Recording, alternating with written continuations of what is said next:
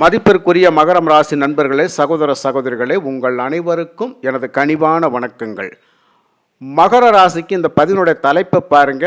உச்சகட்ட நல்ல நேரத்தில் மகரம் நடக்க போவது எல்லாமே நல்லதாகவே நடக்கும் அப்படிங்கிற தலைப்பை இந்த பதிவில் நான் கொடுத்துருக்கிறேன். பதிவினுடைய தலைப்பை பார்த்தா ரொம்ப சந்தோஷமாக இருக்குது. நடக்குமா அப்படிங்கிற ஒரு கேள்வி வேறு எங்களுக்குள்ளே வருது. ஐயா, கொஞ்சம் தெளிவான விளக்கத்தை கொடுங்க பார்க்கலாம் அப்படின்னு கேட்டிங்கன்னா ஒரு தெளிவான விளக்கத்தோடைய நம்ம பார்த்துடலாம். மகரம் ராசி கால சக்கரத்திற்கு 10வது வீடு, ஜீவனஸ்தானம், சனி பகவானை அதிபதியாக கொண்ட ராசி. உழைப்புக்கு பஞ்சமில்லை. துரிதமாக எப்பொழுதும் இயங்கிக் கொண்டிருப்பவர்கள், சதா வேலை வேலை வேலை வேலை, உழைப்பு உழைப்பு உழைப்பு என்று உழைத்து கொண்டிருக்கக்கூடியவர்கள் மகர ராசி அன்பர்கள். ஆனால் நீதியின் வழியாக, நேர்மையின் வழியாக, தானத்தின் வழியாக, தர்மத்தின் வழியாக, புண்ணியத்தின் வழியாகவே பயணிக்கக்கூடிய அற்புதமான நல்ல நண்பர்கள், சகோதர சகோதரிகள் இந்த மகர ராசி நண்பர்கள். மனசறிஞ்சு தவறான வழிக்கு போகிறதுக்கான வாய்ப்புகள் 0%ன்னே சொல்லலாம். அப்படியெல்லாம் போக முடியாது, போக மாட்டோம் ஐயா. கெட்டாலும் மேன்மக்கள் மேன்மக்களை அப்படிங்கிற மாதிரி நாங்கள் இருந்து கொண்டு இருக்கிறோம் அப்படின்னு சொன்னால் அது மகர ராசி நண்பர்கள்.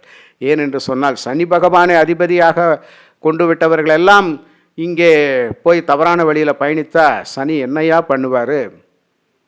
செய்கின்ற செயலுக்கு நன்மை எவ்வளவு, பாவம் எவ்வளவு அப்படின்னு சொல்லி பார்த்து கணக்கு போட்டு பலனை தக்க தருணத்தில் கொடுத்துருவார். அதனால் ஒரு பயபக்தி அப்படிங்கிறது மகர ராசி நண்பர்களுக்கு இயற்கையாகவே உண்டு. மனசறிஞ்சு யாருக்கும் துரோகம் பண்ணக்கூடாது. முடிஞ்சால் நல்ல செய்வோம், முடியலைன்னா ஒதுங்கி போயிடுவோம். யாருக்கும் உபத்திரவும் பண்ண மாட்டோம். இதுதான் மகர ராசி.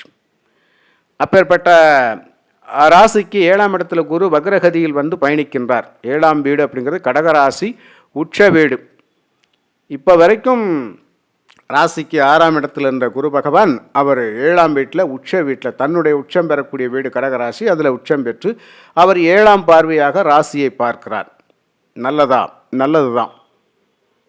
ஆனால் குரு வந்து 3க்கும் 12க்கும் உரியவராச்சு ஐயா.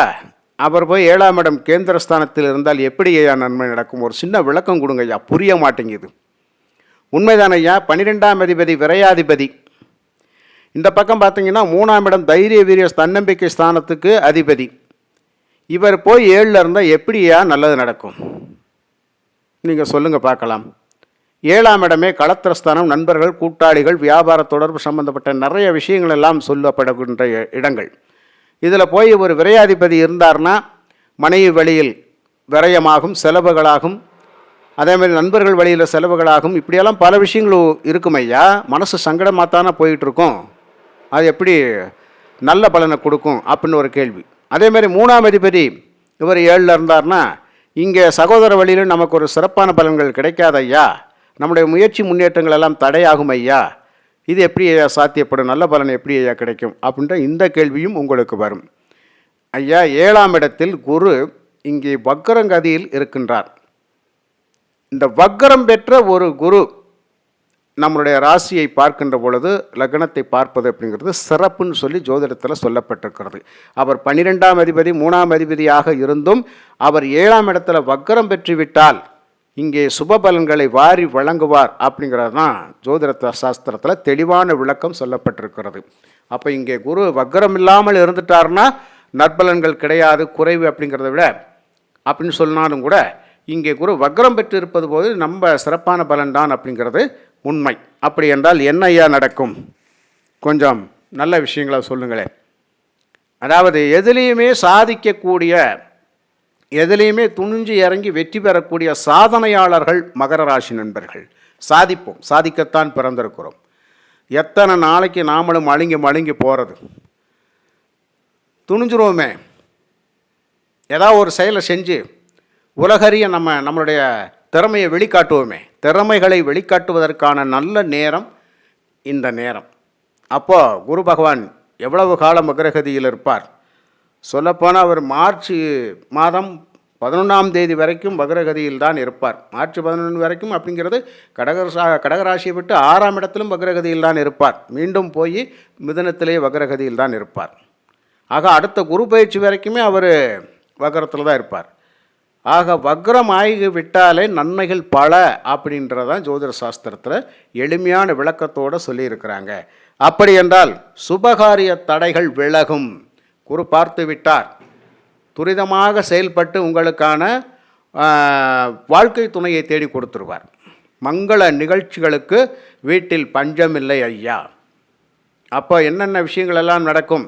சுபமங்கள நிகழ்வுகள்னா என்னது? புத வீடு கட்டி பால் காய்ச்சுறேன், எது நல்ல விஷயந்தான். காதணி விழா வைக்கிறேன், நல்ல விஷயந்தான். பூப்பணித நன்னீராட்டு விழா, நல்ல விஷயந்தான். கல்யாண பேச்சுகள், கல்யாண காட்சிகள், நல்ல விஷயந்தான். இது எல்லாமே இவர் தானே கொடுக்குறாரு. அப்போது பண பரிவர்த்தனைகள் சிறப்பாக இருக்குமா? நல்ல விஷயந்தான், சிறப்பாக தான் இருக்கும். 12ஆம் அதிபதி அப்படிங்கிற பொழுது வெளிநாடு வாழ்க்கை வாழக்கூடிய நிறைய மகர ராசி நண்பர்களுக்கு நல்ல காலம்னு சொல்லுங்கள். உள்நாட்டுக்கு வர்றதுக்கான பணம் போல் சம்பாதிச்சுட்டு உள்நாட்டுக்கு வர்றதுக்கான வாய்ப்புகள் அப்படின்னு சொல்லுங்கள். இங்கேருந்து உள்நாட்டிலேருந்து வெளிநாடு போகிறதற்கான வாய்ப்புகள் இருக்குதுன்னு சொல்லுங்கள். இப்படியெல்லாம் நல்ல விஷயங்கள் இருக்குது இல்லையா? குழந்தை பாக்கியம், தடை தாமதங்கள் விலகக்கூடிய அமைப்பு. புத்திர பாக்கியத்துக்காக எங்கிட்டு இருக்கிறேன், ஒரு நல்ல செய்தி கிடைக்குமா? தாராளமாக கிடைக்குமே. அதே மாதிரி குரு பகவான் வக்ரகதியில் 7ஆம் இடத்தில் இருக்கின்ற பொழுது உங்களை பொறுத்த மட்டும் 6ல் குரு இருக்கிறப்ப எதிரிகள் உருவாகிட்டு இருந்தாங்க. 7ல் அவர் வக்ரகதியில் இருக்கிறபோது கண்டிப்பாக எதிரிகள் சரண்டர், அவங்க தொல்லை இல்லை. ரொம்ப சந்தோஷம். எப்பேற்பட்ட வழக்கு வேஜங்கள்லேருந்து நீங்கள் வெற்றி பெறக்கூடிய அமைப்பு. கோர்ட்டு கேஸு வம்பு வழக்கு, ஏன்னா 12ஆம் அதிபதி அப்படிங்கிறது சிறைவாசத்தை சொல்லக்கூடியது. அதாவது கோர்ட்டு கேஸு இடங்களை பற்றி சொல்லக்கூடியது அப்படிங்கிறதுனால ஜெயில் சம்மந்தப்பட்ட விஷயங்கள் 12ஆம் இடம். இங்கே ஏதாவது பிரச்சனைகள் போய் கொண்டு இருந்தால் உங்களுக்கு அதெல்லாம் உங்களுக்கு சாதகமாக முடியும் அப்படிங்கிற ஒரு விஷயத்தை புரிஞ்சுக்கங்க. அப்போ வழக்குகளில் வெற்றி. உத்தியோக மேன்மை, உத்தியோகத்தில் இருந்த சில பிரச்சனைகள் எல்லாம் மாறி நல்ல நிலைமைக்கு வர்றது அப்படிங்கிறதெல்லாம் உண்டு. தொழில் அசூர வளர்ச்சி லாபத்தை நோக்கி போய் கொண்டிருக்கும். தொழிலெல்லாம் சிறப்பாக போகும். ஆக அதன் வழியாக பொருளாதாரம் மேன்மை அடையும் அப்படிங்கிறத புரிஞ்சுக்கலாம். அதே மாதிரி கொடுத்த பணம் கைக்கு வர்றது, அதாவது நம்மக்கிட்ட பொருள் வாங்கிட்டு பகுதி பணம் கட்டிட்டு போயிருக்கிறாங்க, இன்னும் மீதி பணம் வர வேண்டியது இருக்குது. அப்போ அந்த பழைய பாக்கிகள் வசூலாகிற டைம், தாராளமாக இந்த டயத்தில் போய் கேட்டிங்கன்னா அந்த வசூல் ஆயிரும். சில பேர் நேரடியாகவே கொண்டு வந்து கொடுத்துட்டு போயிடுவாங்க. இந்த மாதிரியான விஷயங்கள் எல்லாம் நல்லது தான் நடக்கும். அப்போ அதுவும் நல்லது தானையா? அதே மாதிரி இந்த காலகட்டத்தில் எதிர்பார்த்த இடத்துலேருந்து ஏதாவது பண வரவு, ஒரு கடன் வாங்கணும்னு சொன்னாலும் கூட ஒரு குறைந்த வட்டிக்கான கடன் தொகை உங்களுக்கு கிடைக்கும். அதை நண்பர்கள் யாராவது உங்களுக்கு ஒரு சப்போர்ட்டிங்கில் அதை வாங்கி கொடுப்பாங்க. உங்களால் வாங்க முடியலன்னு கூட உங்கள் நண்பர்களை போய் இந்த நேரத்தில் பார்த்தீங்க அப்படின்னு சொன்னால் கொஞ்சம் சப்போர்ட் பண்ணுங்களேன், கண்டிப்பாக பண்ணுவாங்க. அதே மாதிரி கணவன் மனைவி ஒருத்தருக்கு ஒருத்தர் நல்லா சப்போர்ட் பண்ணுவாங்க. கணவர் பிஸ்னஸ் பண்ணார், கொஞ்சம் பலவீனமாகி போச்சு, தொழில் ரொம்ப முடக்கடியாக இருக்குது, ஒரு மேன்மை விரிவாக்கம் படுத்துறதுக்கு ஒரு மனைவியின் வழியில் ஒரு உதவி கேட்கலாம் அப்படின்னா இப்போ போய் கேட்டிங்கன்னா எந்த ஒரு மனம் கோணாமலும் செய்வாங்க. ஏன்னா இது மகர ராசிக்கே உரித்தான மனப்பான்மை, செய்வாங்க. அதேமாதிரி மனைவி பிஸ்னஸ் பண்ணுறாங்க, கணவர்கிட்ட கொஞ்சம் பண உதவி கேட்கலாம், தாராளமாக கேளுங்க, கொடுப்பார். எப்படினாலும் கஷ்டப்பட்டு உங்களுக்கு ஒரு உதவியை செய்வார். அப்போ நல்ல ஒரு அமைப்பு இல்லையா? நல்ல விஷயங்கள். அது மட்டும் அல்லாமல் உங்களுடைய மகராசி நண்பர்களுக்கு வரைக்கும் வேலை வாய்ப்புகள் ஏதாவது பின்னடைவுகள் இருந்தால் தகுதியின் அடிப்படையிலையும் திறமையின் அடிப்படையிலும் வேலை கிடைக்கக்கூடிய வாய்ப்பு அப்படிங்கிறது அதிகமாக இருக்குது. மகர ராசி தாராளமாக வேலை வாய்ப்புகள் கண்டிப்பாக கிடைக்கும். அது மட்டும் அல்லாமல் ஒரு கடைநிலை ஊழியராக இருக்கிற, ரொம்ப நாளாக பெர்மனெண்ட் பண்ணுறதுக்கான வாய்ப்பை எதிர்பார்த்துட்டு இருக்கிறேன், அந்த பெர்மனெண்ட் ஜாப் எனக்கு கிடைக்குமா? இல்லை வேலையிலேருந்து நான் சஸ்பெண்ட் ஆனேன், மீண்டும் போய் வேலையில் உட்காரணும், வாய்ப்பு கிடைக்குமா? தாராளமாக கிடைக்கும். சண்டை போட்டுட்டு வெளியே வந்துட்டேன், ஆனால் எனக்கு அங்கே தான் போய் வேலை செய்யணும்னு சொல்லி இருக்குது, நான் சண்டை போட்டது தப்பு தான் என் மேலேயும் தோணுதுங்கய்யா, மீண்டும் அதே கம்பெனிக்கு அவங்க கூப்பிடுவாங்களா அப்படிங்கிறதான் கேள்வி வரும்போது தாராளமாக அந்த இடத்துக்கு நீங்கள் வேலைக்கு போவீங்க. கண்டிப்பாக அதே இடத்துல வேலை கிடைக்கும். இப்படியெல்லாம் இருக்கின்ற பொழுது அந்த பணி நமக்கு நிரந்தரமாயிடுச்சுன்னா நமக்கு என்ன கவலை? விரும்பிய இடமாற்றம் நம்ம எங்கே கேட்குறோமோ அதுக்கான இடமாற்றம் அப்படிங்கிறது நிறைய பேருக்கு கிடைக்கும்.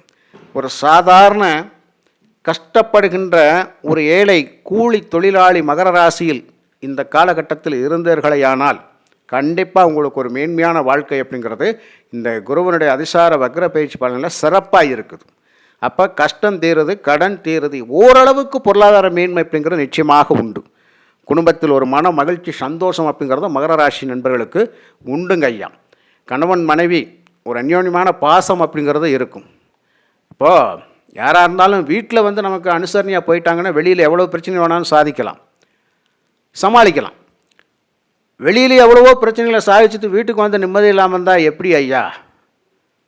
வீட்டில் நிம்மதி இல்லைன்னா வெளியில் என்ன தான் நம்ம மீசை மறிக்கிட்டு பல வேலைகளில் சாதனை பண்ணியிருந்தாலும், பல பஞ்சாயத்துகளை பார்த்தாலும் எடுத்தாலும், எத்தனை தான் தலைவர் போஸ்டிங்லேருந்து ஒரு நிர்வாக ஆளுமை பொறுப்போடு செயல்பட்டாலும் கூட வீட்டுக்கு வந்தவொடனே நம்ம எலி மாதிரி பூனைக்கு பயந்துக்கிட்டு படுத்தோம்னா இங்கே என்ன அர்த்தம்? இங்கே நிம்மதி போயிடும். ஆனால் இப்போ அது இல்லைன்றேன் நான்.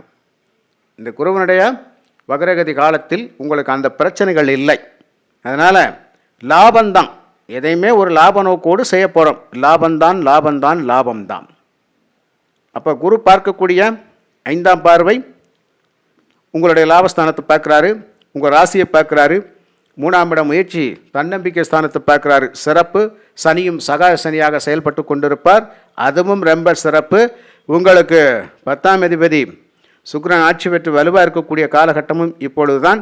லாபாதிபதி செவ்வாயும் ஆட்சி பெற்று வலுவாக இருக்கக்கூடிய காலகட்டம். இப்படி பல வழியிலையும் உங்களுக்கு கிரக அமைப்புகள் அருமையாக இருக்கின்றது மகர ராசிக்கு. சரி ஐயா, நடக்குமா அப்படின்னு ஒரு கேள்வி. அதான் நான் மீண்டும் மீண்டும் சொல்லினேன், கோச்சார கிரகங்கள் அருமையான பலனை மகர ராசி நண்பர்களுக்கு வாரி வழங்க காத்து கொண்டிருக்கிறது. நல்லதொரு அதிர்ஷ்டகரமான வாழ்க்கை அப்படிங்கிறது இந்த காலகட்டத்தில் உண்டு. அதிர்ஷ்டங்கள் உண்டு. ஆனால் சுய ஜாதகத்தில் ஒரு பலன் வேறு மாதிரி போயிட்டுருக்கும் சில பேருக்கு. எப்படின்னு கேட்டால், இப்போதாயா அதிசாரத்தில் குரு வந்ததுக்கப்புறம் தான் நான் வேலையவே விட்டுட்டேன், போச்சு வேலை போச்சு, வருமானம் போச்சு, சண்டை வந்துருச்சு, எல்லா பிரச்சனைக்கு மேலே பிரச்சனை, நிம்மதி போச்சு அப்படின்னு யாராவது சொன்னீங்கன்னா, உங்களுடைய சுய ஜாதகத்தில் குரு பகவான் அவயோகியாக இருந்தோ, அவர் ஏதாவது ஒரு கட்டத்தில் முடக்காதிபதியாக வந்திருந்தார்னா, ஒரு தோஷத்தில் இருந்தார்னா, அவங்களுக்கெல்லாம் இந்த மாதிரியான நெகட்டிவான விஷயங்கள் நடக்கும். அதனால் சுய ஜாதகத்தை கொஞ்சம் தெளிவாக பார்த்துக்கிட்டீங்க அப்படின்னு சொன்னால், தெளிவாக பார்க்குறது சும்மா கட்டத்தை மட்டும் வச்சு மேலோட்டமான பலன் பார்க்கக்கூடாது. கட்டத்தை மட்டும் வச்சு மேலோட்டமான பலன் பார்த்தா செல்லுபடி ஆகாது. அதை தாண்டி ஆழமாக பார்க்கணும். எப்படி? நம்ம என்ன திதியில் பிறந்திருக்கிறோம், என்ன நட்சத்திரத்தில் பிறந்திருக்கிறோம், என்ன நாமயோகத்தில் பிறந்திருக்கிறோம், எந்த கரணத்தில் பிறந்திருக்கிறோம், எந்த வாரத்தில் பிறந்திருக்கிறோம், எந்த ஓரையில் பிறந்திருக்கிறோன்னு கூட பார்க்கணும். இப்படியெல்லாம் பார்த்து பலன் எடுக்காத பட்சத்தில் அது நெகட்டிவாக தான் இருக்கும். அதனால் இதெல்லாம் தெளிவாக பாருங்கள். அப்படி உங்களுக்கு பார்க்க விருப்பம் இருந்தால் 93 639 79 179 இந்த நம்பருக்கு உங்கள் ஜாதகத்தை எனக்கு வாட்ஸ்அப் பண்ணி கொடுங்க. நல்ல முறையில் ஜாதகத்தை தெளிவாக கணித்து உங்களுக்கான பலனை தெளிவாக கொடுப்போம். ஜாதக ரீதியாக குறைகள் இருந்தால் நிவர்த்தி பண்ணுறதுக்கான வழிமுறைகள், எந்த ஆலய தரிசனம் செய்யணும், எந்த இடத்துல எந்த ஆலயத்துக்கு சென்று எந்த கடவுளுக்கு நாம் இறைவனுக்கு நம்ம அர்ப்பணிப்பு அப்படிங்கிறது, பரிகார வழிமுறைகள் அப்படிங்கிறதெல்லாம் எப்படி செஞ்சால் நமக்கு விமோசனம் கிடைக்கும் அப்படிங்கிறதான் தெளிவாக கொடுப்போம். சரிங்களா? அதனால் விருப்பம் இருந்தால் நம்மக்கிட்ட ஜாதகத்தை அனுப்புங்க, பார்க்கலாம். இதுதான் வாட்ஸ்அப் நம்பர். மிக்க நன்றி.